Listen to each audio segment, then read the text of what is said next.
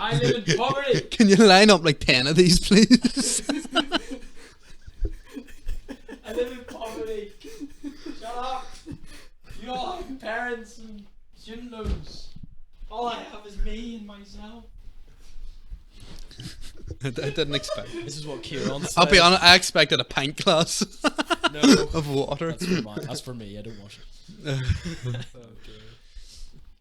It looks like the little cups you get at the dentist. So like, It is. Would you like a teaspoon of water?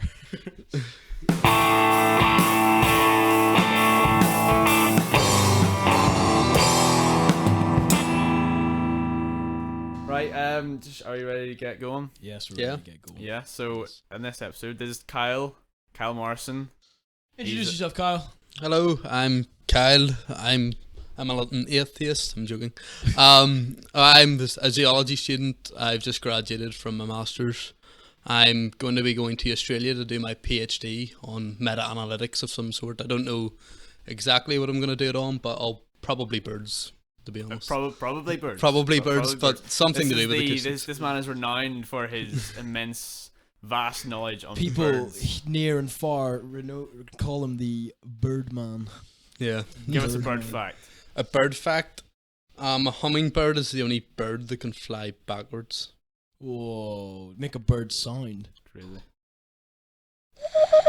The man's a bird expert, in my opinion. Crazy. Mind blown. But yeah, so we know Kyle both from, again, past work, past colleagues. Kieran! Kieran, rather Yeah, Forte. the door wrappers. Flipping madness that was. Yeah. But we'll probably have him on multiple times, but at least in this discussion, it's going to be a pretty... It's not going to be like too... It's not going to be a battle. No. It's not going to be a flipping Christian versus No, I just atheist. think just your opinions on things It's- and like aye. why you think. I would like to know why you think things rather than why I shouldn't think things. If you know what I mean. Yeah. It's we're just sitting here. We're going to be talking about our experiences, how we think, what we think, and we're not going to try and like clash. It's just going to be a because Josh and I have talked to Kyle before just about stuff, and and it went well because we're still friends. It's just one of those conversations that people have sometimes that are a little deeper than usual. Oh, what's the weather like and stuff. And we thought that we would share one of those conversations with our viewers. I think as we've discussed before, to be honest, I think we have sort of the same motives of life. We all think it's precious. We all think, well, to me, this is it, the 100 years or the 90 years that we're here. But I think we both appreciate that it's precious and we need to live it to the fullest no matter what the case is. Okay. And I think when it comes down to things like that, there isn't as many differences between opinions I agree. as can be thought. I don't agree. think it helps too much, say, for the sort of Christian debate of sort of Christian versus atheist. Like, I would say I'm an atheist, but in the meaning of the absence of a God in, like, beliefs. I don't believe in a God, being an atheist, but as I said even earlier in things, if Jesus was to come down in a horse and cart and stuff, obviously I would believe it. So in that way, every atheist is truly slightly agnostic because Christianity is unfalsifiable with the claims. You can't falsify them. If Christianity was true, would you be a Christian? Yes, There of we go. course. Okay, no problem. Thanks so much for listening. Yeah, so me and Kyle, we're both aware. We have this idea of the I can't remember what was it, like some veritas or some plain word of truth. Okay, these guys, they held these Christian versus atheist debates of like Richard Dawkins and Christopher. Yeah, like I don't Hitchens like and- sort of the new atheism as such. I don't think that's useful. Yeah, so Too many things. I get it's good to get your point across and things, but the exact reason that a lot of atheists don't like religion is because they preach it to you. So why would we preach being an atheist? Because I think that's exactly the thing that's wrong. Okay. I love Richard Dawkins. He's a brilliant scientist and things. He's writes great books, but to me he's a great scientist. It isn't necessarily 100% great the way he approaches to tackle sort of Christianity and religion. I don't think it's exactly fruitful. Same, I love Christopher Hitchens. He writes really great points. I think a lot of what he says, particularly against Islam and things, is correct, and I don't think it's good, a lot of the things that goes on in Islam. However, I don't think it's the way to necessarily go about it. It's kind of the, I scream at you, you're going to scream at me, and where does that get us? Loud room.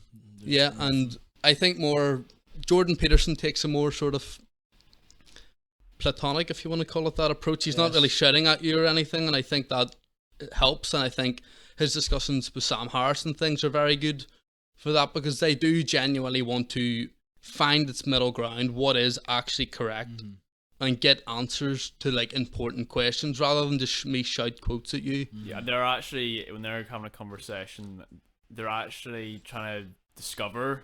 They're not necessarily like, right, this is why you're wrong. This, come on, man. And like, this is my point, and I'll have my counter argument. No, they're trying to explore new ideas. And I think it's important that that's done, because to myself, I just think I am very evidence based, and I know it'll be sort of the nihilistic approach or being a materialist and things. Personally, I don't see what's wrong with it, but I think I can't believe something purely on faith. I need evidence. It's sort of ingrained in me to be at evidence. Say, it's particularly in science, you need to search for significance quite often, and you only get significance if you have over 95% significance. So you have a p-value of less than 0.05, which means there's only 5% that the null hypothesis is true, which basically means there's only 5% that it's not true at that stage.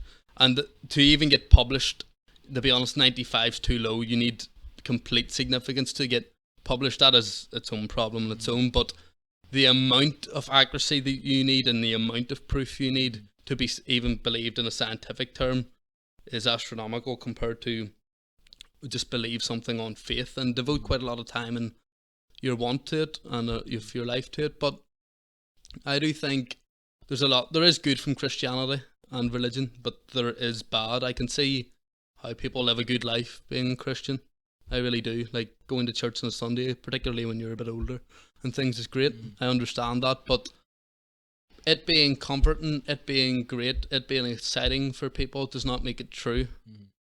I have no problem if you don't harm anybody going and doing this. But Christianity is not purely, my faith is not purely faith-based. Christianity, the Bible, is built mostly upon history, and the faith aspect is the aspect in which Christ is alive now. Would you say you're like a faith aspect of it? Would you say you're like a fundamentalist? Do you believe in like Adam and Eve and things? I do believe in the Garden of Eden and Adam and Eve. I do believe in all of that.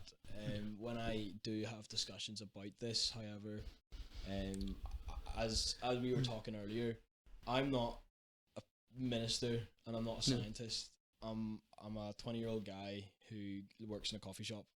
At the end of the day, what works for me has worked for a number of people, generations before me, and will continue to work after me. I should say the reason I'm a Christian is because I like to, as you said at the start, I like to look at something and say what values human beings the most. You know, what because we're precious. I've come to believe all life is precious. And to me, the reason I couldn't be an atheist is a number of things. I used to be an atheist, you know, but the things that ate away at me when I was an atheist was morality, the value of life and human. If we all happened by accident, how does that, you know? I wouldn't say it's kind of directly accident and things we're here. I'll sort of. Sorry, but to me, I don't think we should base morals off religion necessarily. Okay. You can be moral without religion. To me, regarding sort of the Adam and Eve thing that you picked up on and believing it and things, it's just a lot of it, I don't understand how it could have happened, when it happened.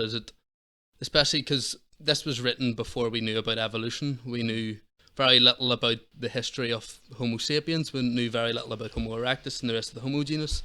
we didn't really know about Australopithecus species or anything. So we didn't know any of this when this was written. So it made sense that people were here and only people were here. But people as we know it, like when we start to talk about Adam and Eve and stuff, with the true people, with the Homo sapiens, or with the other with the other primates and stuff, with Can the I other. chip in for one? What is an Australopithecus about? It's so Australopithecus is the closest genus to the Homo sapiens. I'm not an anthropologist, so I can't really go delve into it and stuff. I know that they had bigger jaws than we did. They were bigger than us, but we've now known that we coincided with these for quite a long time, like Homo sapien did, and we actually interbred with these. So they're the most recent thing to go extinct besides us, as far as I know.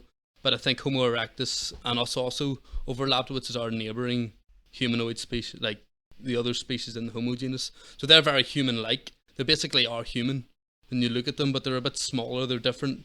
The point we change species quite often, there's quite a bit of fog around why we change species, but the way I normally do it, when you can't interbreed anymore, you become a new species, is what we sort of say. Right.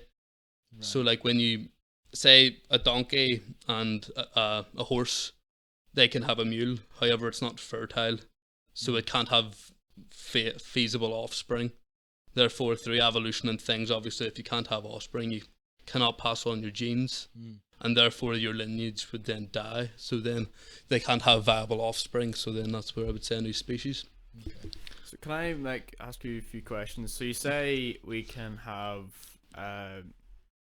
we don't need religion to have morals, or you can have morals outside of religious worldview.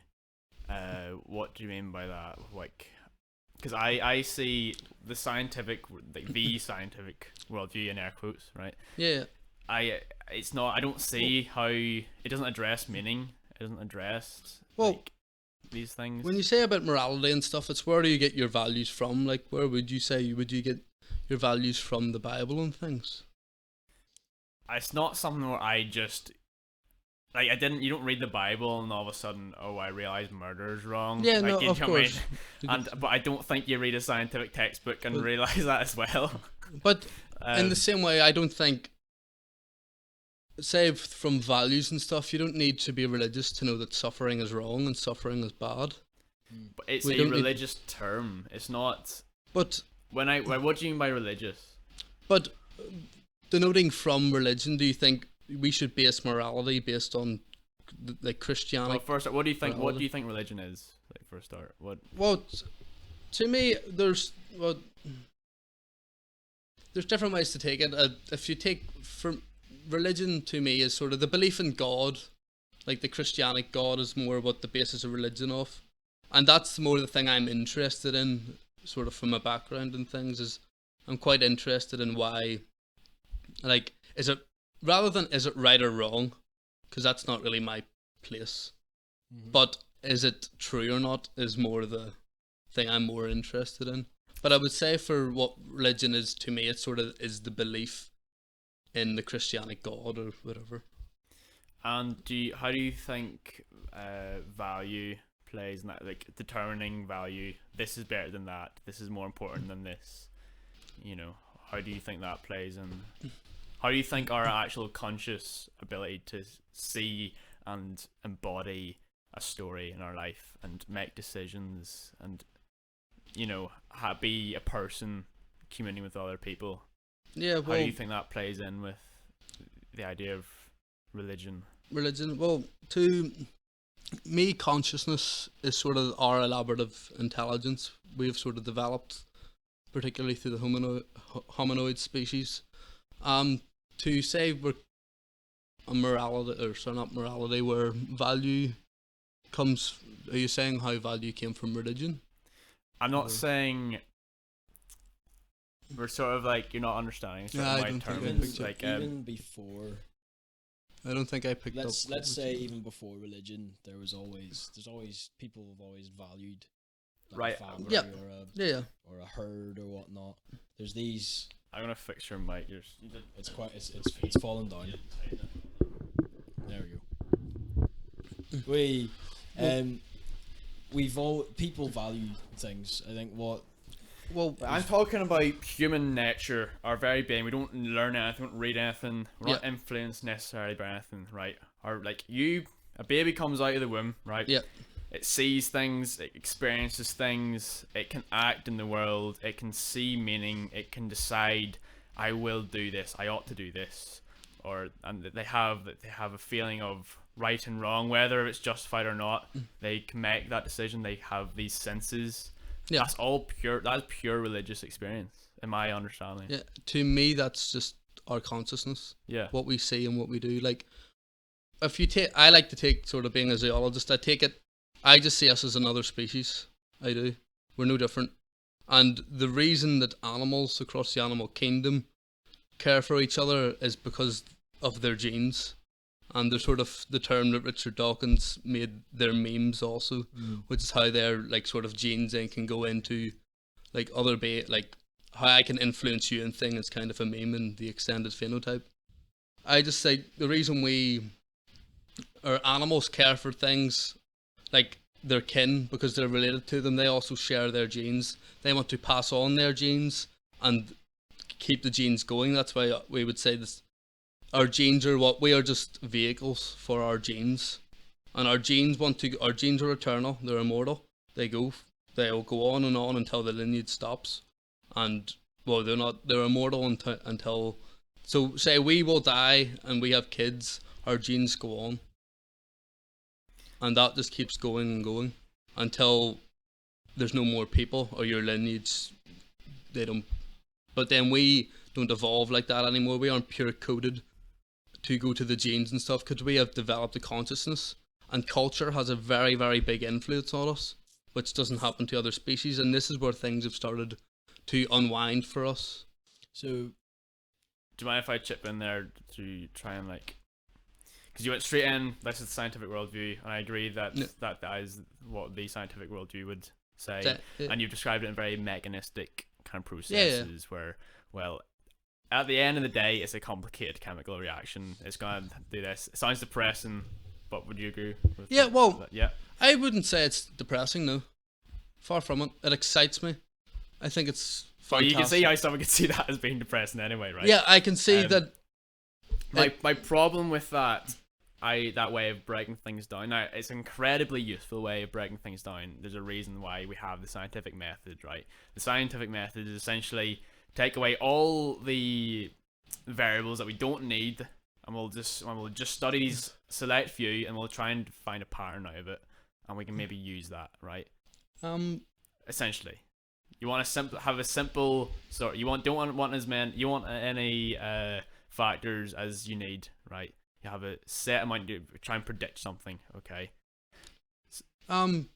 Kind of, I wouldn't say. Well, that's the. I'm probably butchering. We can measure many covariates and in things. a laboratory, you know what I'm talking about. In a laboratory, when you want to make a scientific experiment, you obviously don't want, say the window being open and there's like leaves and stuff blowing in. You don't want somebody in the corridor screaming about crap. And you want to find in a laboratory. You only want the things that you want. Essentially, you only want test tube A and test tube B. You want to see. But that's the initial step of science. Yes. In laboratory work. Yes. There's a lot of observational work. There's quite a famous saying that you can't really see anything in science unless you see it in the wild.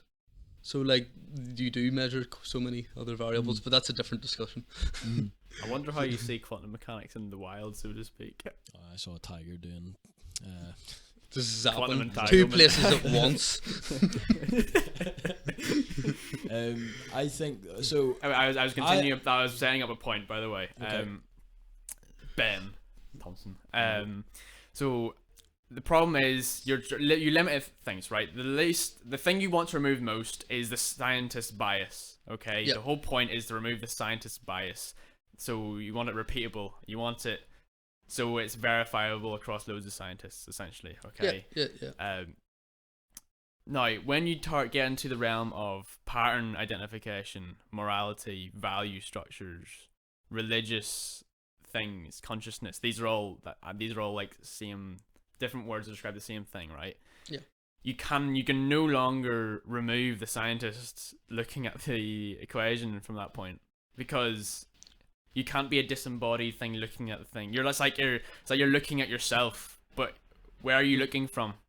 If you're trying to discover and understand and study things that we use to see, as in like not like, oh well, your retina does this and this is your I mean, no, you see something that's pretty insane. You can hear things, right? That there's not, you can't put it's consciousness. You can't put something, you can't really tie consciousness up in a few equations, right? If you did, it wouldn't embody in consciousness because it doesn't have an embodied experience. But I'm sure. But if you're trying to study conscious experience, you need to put into the equation the fact that you are, from a conscious standpoint, studying a conscious standpoint. Does that make sense? You can't be disembodied. No, I agree. And that's where I think the so-called air quotes scientific worldview completely breaks down.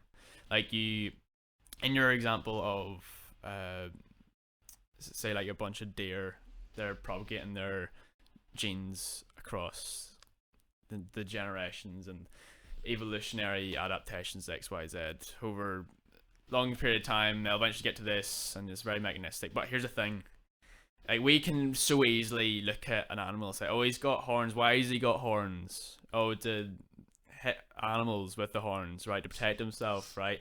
But it's like we've imposed our meaning on that, and that actually was like easy. We were like, "That's why."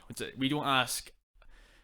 In a scientific worldview, it doesn't address why does it have antlers. You can say you can talk about a weird mechanistic process, but at the end of the day, it doesn't really totally answer the question of why does it have antlers. But why doesn't it? Why does the mechanistic view not? Why don't we have antlers? Because our sexual selection didn't go that way. Okay. I don't think the mechanistic way of looking at things addresses meaning. Is my point. You cannot derive meaning from like mechanistic processes. Not quite a philosopher. Completely disembodied from meaning, if that makes sense. Yeah, from my standpoint, I've been listening to both of these. It's like there's a guy on Earth who's studying Earth, and he's a scientist, and there's a guy studying the stars, is in the stars, and is a philosopher, right? So what I'm getting from this is basically Mr. Kyle is, as you say, a scientist, right? Yeah. And you've got this understanding that everything breaks down and can answer the questions of today. Yeah. I believe what Josh is saying is you can answer the questions of today. You know, how's that TV made? How's that tree grow? Blah, blah, blah. But science does not determine a value of what that tree means to me or what I use that TV for. I do understand that. Would you agree with that, Josh? I think so, yeah. Yeah, where I think it becomes quite difficult is sort of we've got our lenses on how we see the world, and we're wearing different lenses. That's the most difficult part and of like this is talking these, because they're completely sort of different worldviews. Yeah, it is a complete different. Where it becomes a better. Say if we go and you look say if Richard Dawkins was start to debate Jordan Peterson, they don't appreciate.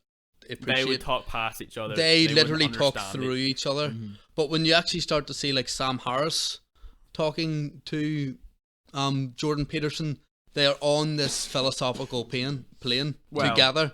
They're more so than Richard Dawkins. No, they are far more so than at least more than Richard Dawkins. Anyway, I'd still think they talk past each other. Where they can have very fruitful conversation. There's actually definitely 100%. There's Sam Harris and Jordan Peterson had 4 really, really good debates. You should well, I wouldn't even call them debates.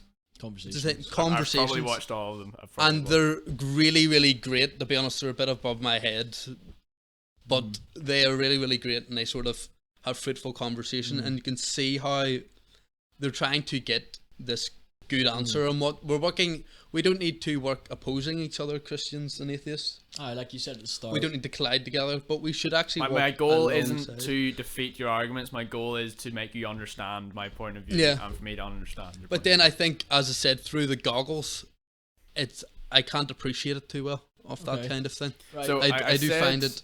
I said I brought a couple of quotes. These aren't like to look at these quotes, or because they've summed up well my points. Does that make sense? Yeah. So, if you know John Vervaeke, this is him speaking.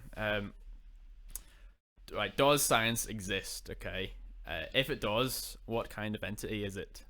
Tell me using physics or chemistry or biology. Use that ontology and that methodology. Tell me what science is, and tell me how it has the status to make the claims it does. And tell me how science is related to meaning and truth. And how does meaning and truth fit into the scientific worldview?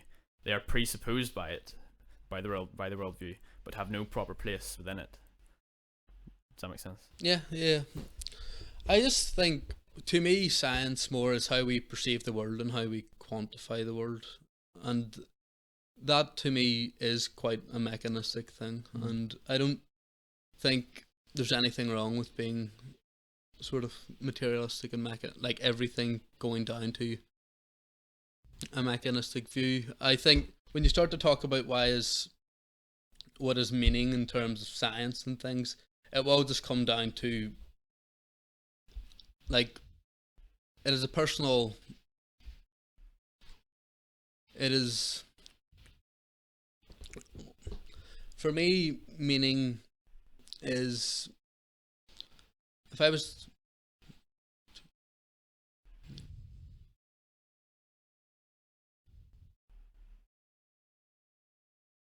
for me, meaning would be what I would like to achieve in life, what I want to, my mark on life, what do I want to leave in my sort of, my stamp, what do I want to be successful. I want people, say when I go, I want, rather than what we had before was purely like, say, a lion's meaning of in his head is sort of, I want to eat to pass on my genes. I want to eat and get mates, eat and get mates. That was meaning to these animals. To me, we have kind of came away from that a bit more. I think meaning to me would be success and sort of passing on knowledge and understanding. And I can always, the thing I love about science, which compared to a lot of religion, it can be changed at any moment, and it's always willing to be changed and always willing to be proved wrong, and it's ever changing, and that is beautiful. But does science care about what you want in life? Does science care? Yeah, like you want to be successful, but in a science, if I put on the goggles of science, I see animals. Yeah, and that's it. Animals doing what they're doing. I take off the goggles of science, and I see Kyle. Yeah. Science does greatly care as a community, if you put it that way, because, say, especially in a crucial time like this, our world's ever changing, especially through global changes, global warming, ocean acidification and things. It's a crucial time, and if we can learn to understand that, it goes beyond caring. If we actually truly understand that and act on it, you're saving animals, you're saving the planet. That's not science, that's scientists using science. Yes, but and that scientists from their individual conscious, like. But that's them using the tool of science. Yeah. And the tool of exploring and learning, which is science at its fundamental. But science is useful, right? Yeah, obviously it could be used to do the good things as you just said, right? And we could all come together, use science to benefit humanity. But it is just a tool. Yeah, it is just a tool. And what's wrong with it? Nothing's wrong with that. Yeah. But I don't think it's just a tool. There's nothing wrong with the tool unless the tool has been misplaced in where the tool should be, if that makes sense. Science is not a worldview. I don't think there is a scientific worldview that is coherent, but that's why I would say it doesn't hold I have an evidence-based worldview. It's everything I believe is based on evidence, not faith. Okay. And the way to get that evidence is through science. If you saw evidence to have faith, so if you saw something that, but then it's not faith anymore. To have faith, but then it's not faith anymore. So it's not faith anymore, because I would describe my faith that I have the evidence through history that Jesus Christ was a real person. Yeah. And he rose from the dead. No person had ever risen from the dead. We don't. That's what starts to get so foggy. Jesus may not be a person. That's not important. It's a person. So the fundamental thing is still a person. It's not a god. Okay. Jesus Christ. There's evidence of Jesus the person. Mm-hmm. There is not evidence of Jesus the God. There's a difference. A crucial difference. Well, I believe there is evidence of Jesus the God, because to my knowledge, it's not been disproven that Jesus didn't rise from the dead. But it hasn't been proven that he did. And Well, we always need to... See, we don't believe, people don't believe Jesus rose from the dead, because how can a person rise from the dead? That's Because- very obvious, and that's what I struggled with whenever I didn't believe. I was like, right, I can't rise from the dead. Why? Well, could Jesus nobody, rise from not the you, dead? nobody can rise can from the rise dead. from the dead. But then, see, conversations are like chess games to me, and the most important piece in it's another chess analogy. The most important piece, all right, in a game of chess is not the king, but the queen. If you want to win, you need your queen. It's very hard to win a game of chess when you don't have a queen and your opponent has a queen. The queen of my conversation, my side, the queen is Jesus. Okay? Yeah, like Jesus And is the center to Christianity. If you could remove the queen, you'd have a Christianity significant. caves. Yes, Yeah. you'd have a significant. Or the Apostle Paul says, if you remove Jesus, the entire thing is for nothing. Okay, but After all that, it's called Christianity. People who follow people who Jesus follow are Christ. I But mean, the idea, though, is, to my knowledge, the reason I'm a Christian. Well, not the reason.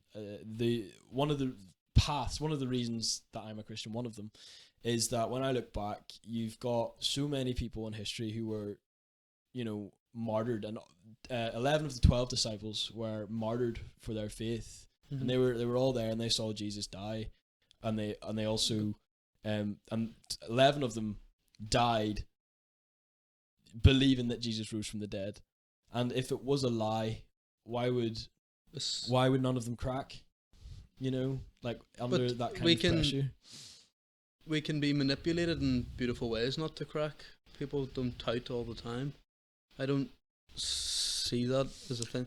Like the stories of Jesus were written 30 years later. So why 30 years? Do you imagine how many Chinese whispers go on in 30 years to manipulate and change things? Like, it is very, very easy. Your grandfather may tell you a story from 30 years ago. I guarantee that is nowhere near what the story happened 30 years on. But Never mind his friend told him it, who told his friend. But if the story consisted of a man who could perform miracles and rise from the dead, that's some story. And that story has happened to be the same exact story 2,000 years in the making. The exact same. And not to mention thousands, or hundreds of years before Jesus, there was these prophecies about Jesus, and Jesus fulfilled them. In Isaiah, however, there's lots of prophecies about how Jesus was, would be killed and his side would be pierced. And then when Jesus died on the cross, his side was pierced, and fulfilling these prophecies, and there was night and stuff like that. And you've got all these eyewitnesses. You also have these eyewitnesses of that time, of that day, seeing Jesus. There's 500 eyewitnesses seeing Jesus after his death. And you said earlier that if Jesus could come down on a chariot, then I would believe. I believe that when Jesus came down, he came down at the best possible time, and that was the moment time started taking recorded with the Roman Empire. He did come down, and he lived among the people. He lived in a man's shoes. How many times does Jesus need to do that, is what I'm saying. Does he need to come every few hundred years just to remind people that he's here? If he can physically do it, I don't see why not. Why does he come at the end of, like, the blip of 2,000 years ago, when Homo sapiens have been a thing for 250,000 years, and there's been significant milestones throughout that? Because and why is that important? The reason Jesus visited Earth was not to prove that Jesus is real. The reason Jesus visited Earth was to save the Earth. But why did he come as a person? Why are we important? Why are we important? Because it has to be. Why are humans if you had important? If you had a son, why is your son important? Because he's my son. Because That's not. Sorry, But that's not. But at the same time, my dog has a puppy. It's important. Why did God come? See, there's that meaning. Where did God come? Can I answer why I think Jesus has to be a person? It's so imagine there's three sort of main characters. You can think about it like this. Okay, you have got the Father. Okay, and you've got you've got like heavenly things and you've got earthly things. Okay, and there has to be a point where that unites into like something that combines both in unity, without negating either side but creating something new. So I'll keep explaining in like simpler terms. Okay, the Our Father prayer talks about thy kingdom come on earth as it is in heaven. Yeah. Okay, so the whole that part of the prayer is basically saying we've got these ideas, we've got these morals, right? We've got what God wants us to do, or what our what is the word? Consciousness. Consciousness. No, the other one. Conscientiousness. No, the other one. I'm stupid, man. Our morals. Morality. I'm stupid. Don't worry about it. We've got what our morals want us to do, right? Yeah. And we've got that sort of tearing on our souls. But here's the thing. Sometimes, like more often than not, we don't do what we should do. You know, we fall short of the glory of God. You know, heaven is not embodied. What value is heaven if it's not embodied? Right? Jesus is supposed to be the embodiment, if that makes sense. Do you not see the sort of thing that though culture and religion is a thing created by people for people? And why is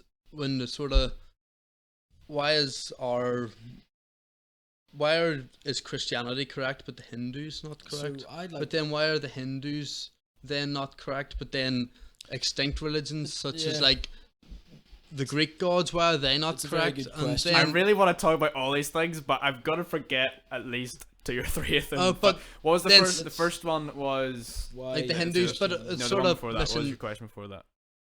Here's the thing. My head doesn't work. Well, let's just go where the. Oh, do you not Josh, think Josh, religion let's just go is where a- the conversation uh, goes? is so religion you're a talking about thing created, the made people by create- people for okay, people? Yeah. Try and remember all these questions because I want to talk about them all. Yes. I don't think it's not something you can create. It's part of your very conscious being. We see value in things. We see unity in multiplicity. We can, like, do you not think it's a bit strange in pure mechanistic terms that I can see the chair you're looking at, you're sitting on, sorry, and it's made of so many things, innumerable number of things. Yeah. Okay, we can break it down to even just the cushions, then the stitching, and then Yeah. all the way to the atoms and the energy waves it's made of. Okay, yet I can describe the whole thing, not only its whole material manifestation, but its purpose as a chair. Yeah. One word. Okay, But pure spoken. we give that purpose. But it's part of our. It's not like. No, It's not like. Yeah, where I give that chair, or you give that chair meaning when you sit on it. Yeah. Okay, it's a chair, right? Yeah. You could use the material. You can use that material for something else. Okay, you could. You could burn it. You could. You could burn it, and then That's I the would first use thing it I for. thought of as well. I don't know why. But You can then burn I it would and use all it of a for sudden heat. it's a fire. Like Yeah. then Yeah. I give the purpose of it Yes, giving me heat. but it's not like we invented the idea of giving things purpose. It's like it's our very part of our very being is No, but- seeing and giving meaning. But part of it, when we go through evolutionary time, I'm not sure. Say when we were the primordial soup of just replicators and stuff, we give purpose of our, say, the primitive DNA molecule. The purpose of that, the first replicators, it had a purpose to replicate. Yeah, but Why does that need? What can I point out the presupposition? You are from where you're sitting right now, right there. You have imposed on this hypothetical chemical soup. You've imposed from where you're sitting now. You've imposed meaning onto that. Yeah, okay? but that would be the meaning But of it. because you've imposed the meaning onto it, right? But if there was no such thing as like John Vervaeke uses value realization, right? Or there's no form of defining structures, defining patterns, saying how this is doing this because of this. There's a why. There's a reason. Yeah. That doesn't exist without someone looking at it and Yeah, then it defining just it would happen. We are the ones that quantified meaning. Yes. People, Yes. or humanoids at least, we quantified meaning, so we can Yes. give meaning. But that's not arbitrary. But why? But why? Yeah. Because I don't think. Right. So I'd say consciousness or conscious experience. Everyone has this conscious experience, okay? And in a way, by definition, it's all. Each person has their own subjectively different View. conscious experience, Yeah. okay? But there are some things that, although It's all completely subjective, conscious experience. We have these shared, we have this shared experience. If that makes sense, we all know what share is, right? Although, yeah, by definition, we're all subjectives. We are different subjects. Okay, we can see the world differently, but at the end of the day, there's an overarching like structure of meaning. Of we can see value in things. We can share that. We have that is shared. Everyone can see value in things. Okay, maybe someone But everybody's value is different. Yes, maybe someone sees more value in one political thing and value in another, and they could butt heads. Right, one person wants to start a war. One person wants to make peace. Okay, nationalism of one country over the other. Right, subjective. But if you imagine it.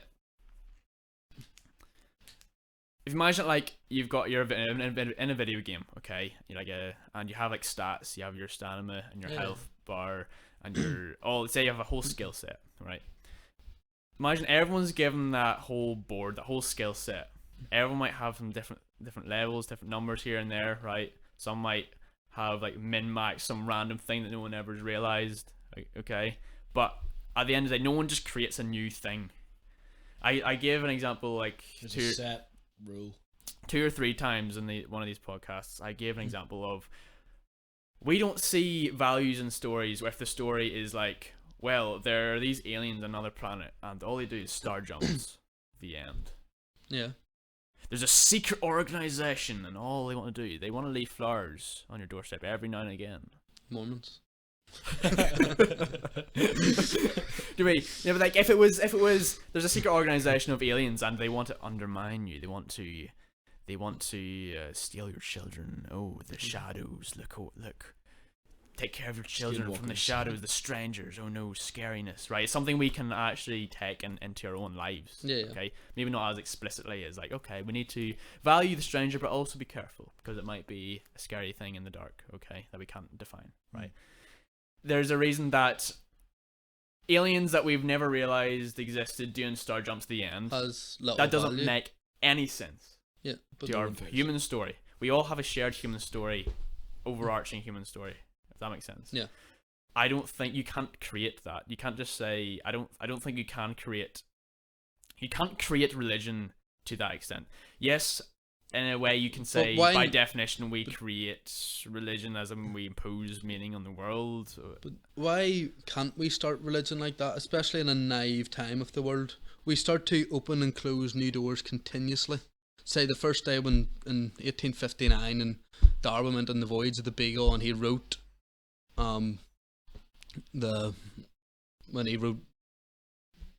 God's delusion.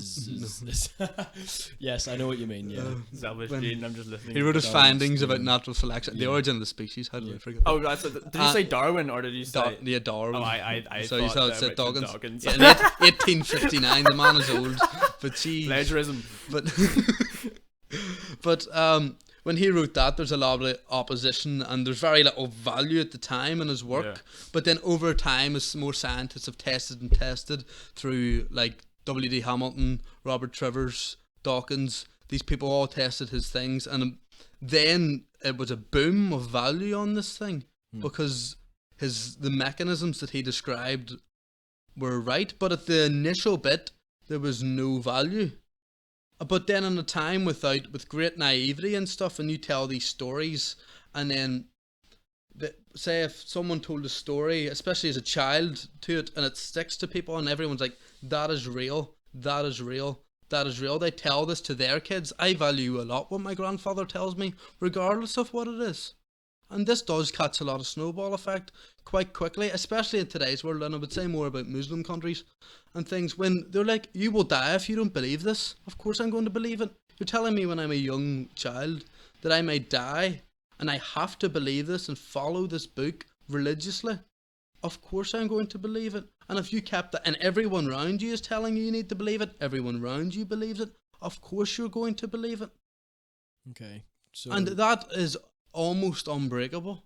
Okay. So you're talking about you said dogma and stuff. Yeah, like complete religious dogma. It's just. So you said earlier there about why Christianity. as a Christian, I just want to lay out some of the things that we see in terms of in the light of other religions and stuff like that. Like, why is Christianity is a important question? First of all, the Bible is full of things that we don't want to do, full of laws that we don't want to do. Don't have any girl that you want. Have a wife. You know, don't have. You know, don't do any, like, all these rules that we want to break. You know, the 10 Commandments. It's like, well, if I want this guy's cool jacket, why can't I just kill him? What's to tell me not to kill him for that jacket? Because according to science, if we were animals and you had a stick that I really liked and I killed you for that stick, there's no justice or judgment that's going to befall on me. So but there's animals that don't aspect. have that or understand But that. were we not animals at a stage? Yes, and we have developed to a point through it. Like, culture's a big influence in things, but when you mention that, even the 10 Commandments and stuff, like, why is there nothing to do with, why do they condone slavery and things? Why is that not mentioned? Because that's a true issue. Okay. They treat women as clear items, and these are things But that why- are truly so wrong in there we today's go. So aspects, this is but the- we're okay at the time. But this is the understanding of morality. So Morality you can changes, see, you can values see, you can change. see now that it's wrong, very wrong, Yes. extremely wrong, Yes, right? But what tells you that? because it is extreme. So what? And the opposite, I think you're asking kind of the wrong question. But why is slavery not wrong? Well, to my knowledge, we have evolved from a universe that doesn't care, and we've grown up and we've only developed an understanding of morality. Therefore, the idea of right and wrong are just opinions developed by my ancestors. So why is it that my opinion that I can Because do we whatever I want understand different? what suffering is, and we understand what pain is, and we have great sympathy and empathy on Why a would greater it be- level than any Why other. would it be wrong of me to not care about? Obviously, I care about suffering. Obviously, you know, if you don't care about suffering, you want suffering to end, you're not human. In my opinion, you need to be locked up. All right. Yeah. My understanding is the only reason I have that understanding is because of these laws is because there was a lawgiver. There had to be a margin of good in order for us to understand what's evil. You know.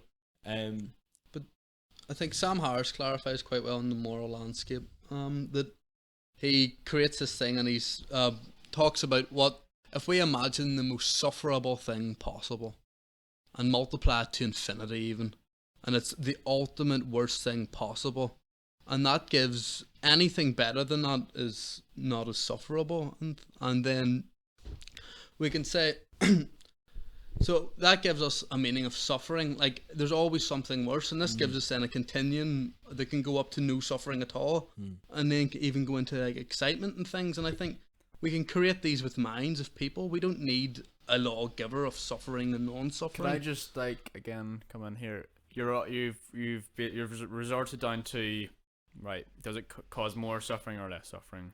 And we could figure out morality based on that, loosely speaking. Yeah, that would be Sam Harris would be a good proponent of that sort of way of thinking. But suffering is a very religious experience. It's like, But how is pain and suffering not? So things that don't understand religion, do they not feel suffering? Things, and suffering is different to every person. So why is it based on one continual book? And like, morality changes all the time. As I said, we now know slavery is extremely wrong, and the way they condone like the treating of women and stuff. And like, can I that's just not cut in for a okay. second? If you read the whole Old Testament, there's no grounds you can say that they didn't respect. Like, I did a study in the book of Hosea, and if you know anything about Hosea, basically a prophet. God used this prophet Hosea to basically embody in a human narrative, the narrative between God and Israel. Okay, so Relationship between God and relationship. Israel. Yeah. Hosea was told by God, marry a wife of whoredom and have children of whoredom, okay? And it was this long, painful story of how this man was tasked to act in love continuously towards this woman who gave no respect to him, gave no sort of attention, like nothing that she should have done. She was an awful person, okay? So Yeah. she was representing how Israel was treating God, okay? Whoring after other gods, so to speak, right? Other things, okay? And continually Hosea was tasked. Like, it's not like he was a pushover, he was angry. He was immensely pissed off, right? If you see read some of the passages in it, like, he was royally pissed off, rightfully so, but even then he was always acting in love, and he had this immense overflowing forgiveness, and that allowed him to actually he actually bought back his wife got sold into slavery, so she did, right? He went out of his way to find her when she was at her lowest, bought her back from slavery as you will. But rightly so. A moral person would do that. Yeah. And the stories equally... Now, my point saying that is that you can't say these things about the Old Testament because it's false. But it's not false. There's equally stories, I think it's in Genesis somewhere about, that two angels came down to the town of, I don't know what it was, and they got rejected by the people and told to go away. And then... Is it Sodom and Gomorrah? Is this what it was? And then in turn, the man offered his daughters to the city to get stoned. No, I also did an episode on that. But that baffles me. How can we say? Well, to contrast that, from what I'm aware of, the time two angels of the Lord came to a city, it was the city of Sodom. So that's what it was. I'm going to plug the episode. It's the Symbolism of Aliens. Abraham, Lot, and why did Sodom. So that story tells... So basically, Abraham's cousin or nephew, I think it's nephew. Abraham's nephew lives in Sodom. His name is Lot. Right, his name is Lot. And God sent two angels of the Lord to go and get Lot because God was going to destroy the city of Sodom because, I mean, there's a word that comes from sodomizing and stuff. It was an evil, evil city because from what you're saying, you would look at this city and be like, oh yeah, wrong. Okay. So in the narrative, but Abraham, can I just add to that point? So they basically said we heard the outcry of how evil these places were from the whole nation, the surrounding nations. They heard the great outcry, and they came to see. The story was they came down to see if the outcry is so great, we need to see what the crack is. Yeah, we need to see it for our own eyes. Okay, Abraham prayed to God, saying, "Spare the city if you find 100 good men." And God said, "I cannot find 100 good men." And he said, 20 men, and he couldn't find 20 men. And he said, "If you could find at least 10 good men, do not destroy the city." And God said, "Look, if I can find it is a 10, long back and forth. He was a wee bit less. If I can find 10 good people, I will not destroy the entire city." And they could not find 10 good people, but they saved a family. It was Lot's family, because Lot, obviously the men of Sodom came out to see the angels, and what they wanted to do was do very bad things to them, for their own pleasure. So Lot basically brought them into their home, and the angels were like, "Yeah, okay, we see what the outcry, we see what the crack is here. Come with us, for God's wrath is going to pour out in the city. It's judgment." And judgment's a funny thing. Justice is a funny thing, because it was justice. It was, this is evil, it needs to be... I'm sure you'll agree, what's evil needs to be removed. Yeah. So Sodom was evil and needed to be removed.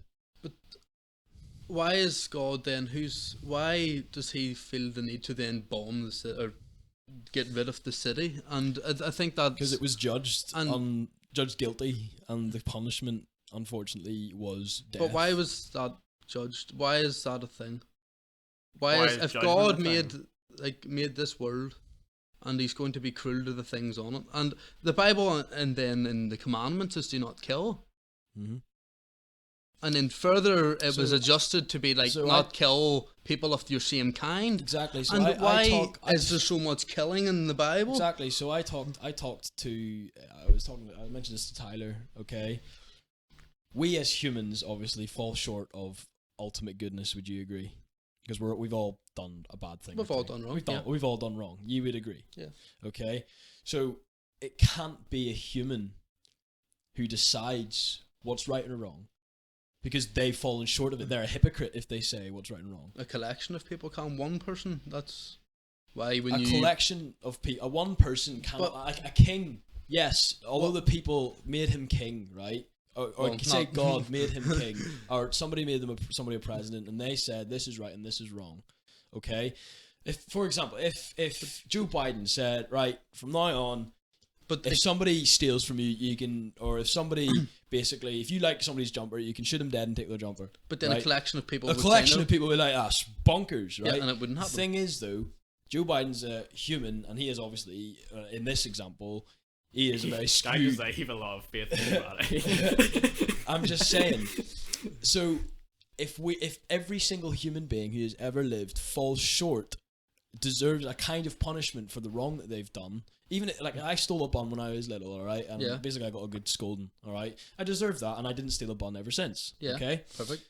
Okay. So I therefore cannot, judge. I cannot be judge, jury, and executioner because I am in the I am in the seat of the judged.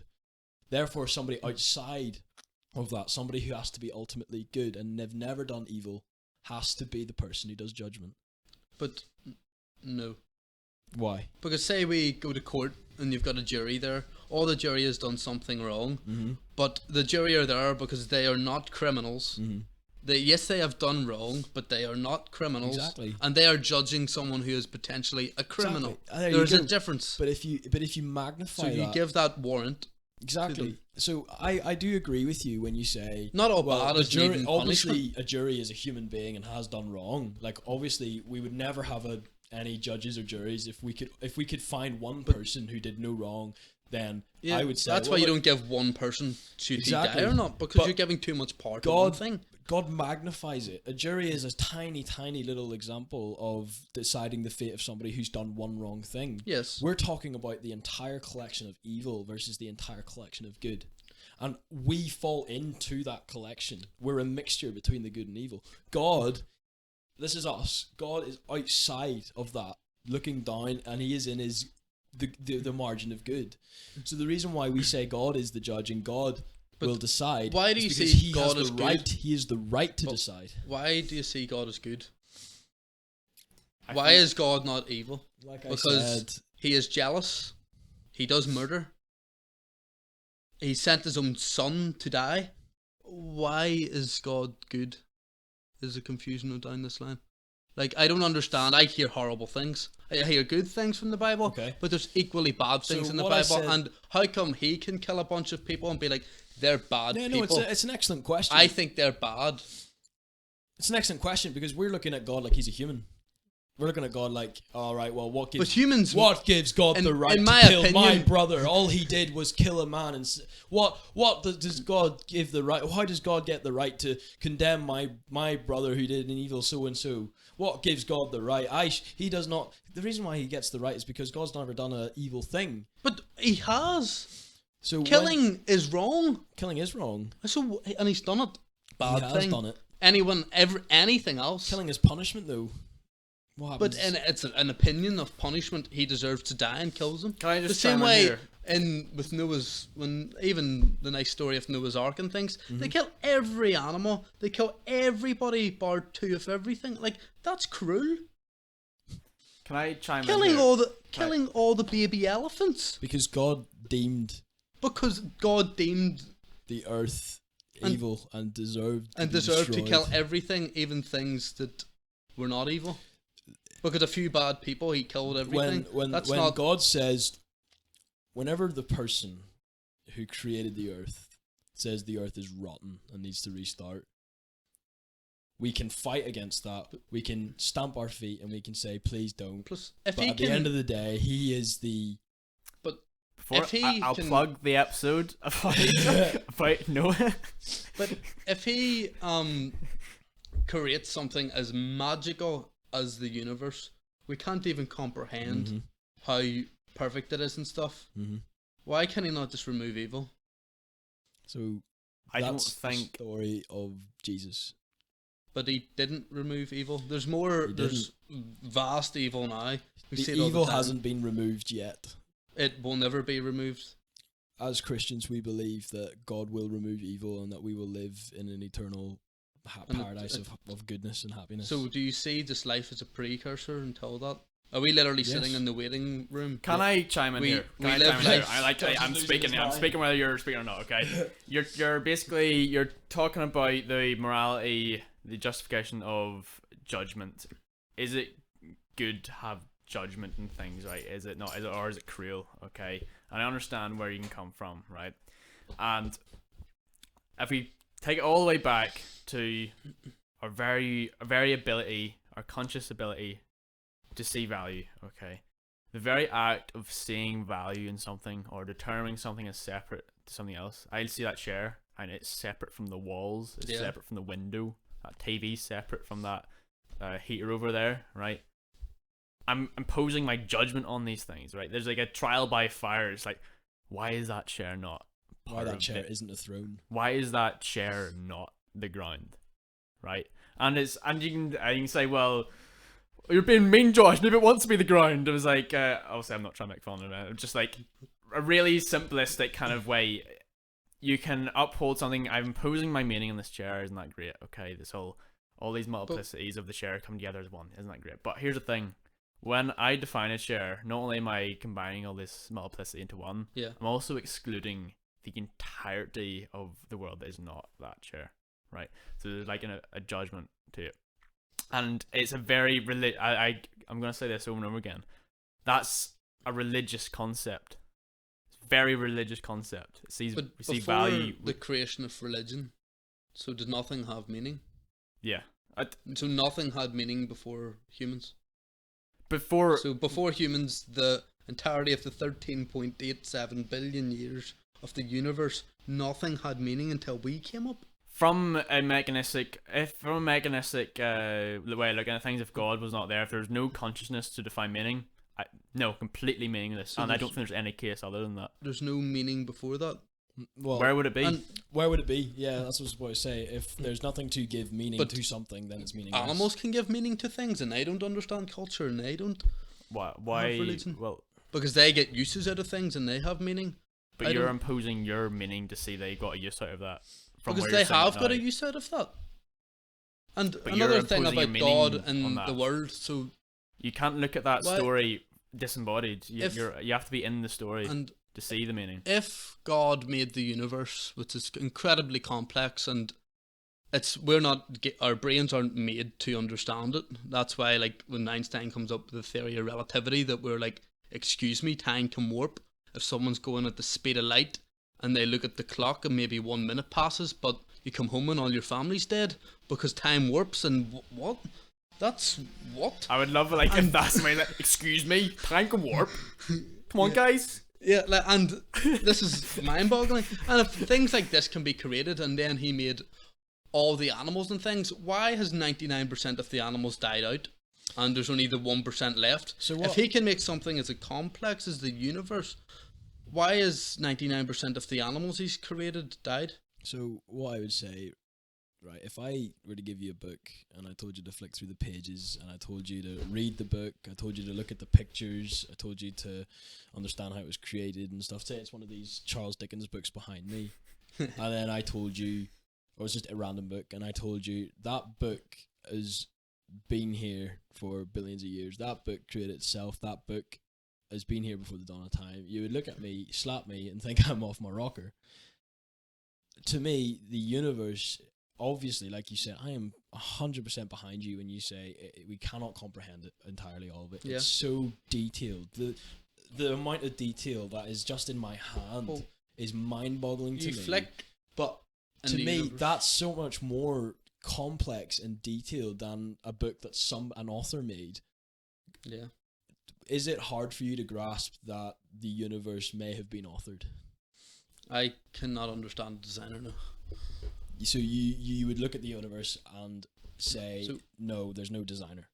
I don't think there's a designer. No, we So have been can able you- to so see. can you understand so- then how I find it hard, how you find it hard? If I say that this book had no author, you would say I find it hard to understand. Yes, That's but what I. You're kind of playing sort of the god of the gaps here a little bit, What do you meaning, we can say from life, we can tell you from, in fact, the universe, we can tell you from literally like a nanosecond after the universe formed, everything with the red shift and the acceleration of things expanding. We can tell you all that. I'm not an astrophysicist, I can't, or a cosmologist to actually go into detail, but Hypothetically, we can tell you all that. yeah, we can tell you what happened from there, but we can't tell you the beginning. But because we don't know the beginning, God did it. It was designed. I don't. The same with life, but we've actually with life been able to show, like there's an experiment called the Uri Miller Experiment, and what they were able to show that atoms such as like ammonia, hydrogen, oxygen, and things can, under the conditions that is assumed to be of Earth at that time, can spontaneously form amino acids, which is the building blocks of proteins. And we've actually also been able to show, which is a major part of life, proteins obviously. And then we've been able to show, I think in 2002, I forgot the name of the paper, but they were able to show the spontaneous making of pyrimidines and purines, which is the foundational building blocks of DNA. So we can show that they can come from life, so we can actually show that non-living things can turn into living things. There's a Dr. James. Sorry, just finish what you're saying. Sorry. But with the universe and thing, we've been able, with the Hadron Accelerator, which is the most expensive piece of scientific equipment known to man, they were colliding photons, and they were able to create a Higgs particle. So photons are like the particle of light, and Or like a packet of energy. yeah, but they're weightless. They have no mass. They do not interact with what you call the Higgs. So the sort of Higgs boron, which is what gives everything mass, and so they have zero mass. But they have energy. And they've got energy, But you can. and they can create- collide them together to create mass into the Higgs particle, which is meaning. So you're combining the energy to create the mass. But energy does not convert into mass, like that. What are you talking about? Like yes, these particles have energy, but that doesn't mean they create mass. So then they were able to collide these and form a Higgs particle, which then Sure, had energy is a different form of mass. mass. Doesn't the Einstein's equations not determine energy? And E equals mass? mc squared, but Yeah. it's involved in mass, yes, but there's no so c squared is the interaction with the Higgs, so there is no interaction with the Higgs particle, and E equals mc squared. So energy is mass times c squared, which is the interaction with Higgs, and a photon has zero Higgs, hence it has zero mass and then it's zero energy. So I was wrong to say it had energy, so it had nothing, and then it was able to create a Higgs particle which had energy and mass. So it From didn't this, have. which You're shows saying you have a photon of light that doesn't have mass or energy. no. What is it made of? I don't know. Ideas. It's a photon. I don't know exactly, but they were colliding these at millions and millions per second, and they were able to create a Higgs particle which interacts with the Higgs and has energy and mass. And I'll be honest, What is the Higgs? a Higgs boron, it's what gives everything mass. I'm not an astrophysicist. I don't exactly know, but we now know, like say in space, nothingness in space also has mass. So Yes, nothing I know space has mass. has a mass because of our galaxy and the multitude. Like of nothing stars is in it. massive though, which is mind-boggling to me. Like there's not one. As in It's a not a vacuum. vacuum. It's beyond a vacuum. There's nothing. There's no atoms. There's nothing. Is that not what a vacuum is? Technically, but technically not at the same time, because there's other particles in a vacuum. No energy. You mean? There's nothing. No energy. No okay, nothing. So how Do you want to? Would this be a good point? We could probably do a part 2. we absolutely we should, could- absolutely yeah. should do a part 2. Like, as in, do you want to get it now? Because it's gonna get quite long. Would this be a good point to do? A Yeah, part we 2? could do a wee wrap up of some sort. I mean, yeah. so I think that was great. What we've covered is the general framework, I think, of all three of our ideas. The scientist, the philosopher, and the guy watching. I suppose we didn't really talk about why we have reviews. That would be Too an much. excellent part I think 2. we should end at that. Like, explain your story. Why have you became experiences. what you are? What is your? Why have you came What to this am view? I? Yeah, that's, Yeah, no, and like, that's, I that's think- and that's a really good opening, I think, for part 2. Okay. So look, Kyle, it's been phenomenal having you on. Really, really thoroughly enjoyed that, and I'm sure we're going to have a lot of people listening. And thank you for listening. If you were listening, please give a like, share, comment, and Follow us on Facebook. We've got a Facebook. I want to do a Facebook sort of discussion. There's like you can have like discussion groups. I'm completely new to Facebook, mind you. Right? Yeah, I'll be honest. I'm next to useless. Yeah, but like, I think this would be a kind of cool thing that Facebook has. That I would think is, oh, that's cool. But obviously, it's only cool if people has some like Interaction. momentum behind it, drive. But so, just go there. If it's the wee icon is the blue version of our logo, I think it's just ATT discussion group or something. Pop a wee comment in there. Why not? Yeah, we'll put links in and stuff like that. But this has been the Birdman. Give us another bird fact. Another bird fact. Yeah. Getting our money's worth here. Don't put me on the spot like this, boys. What would I say? You can make something like 28 omelets out of ostrich egg. That's amazing.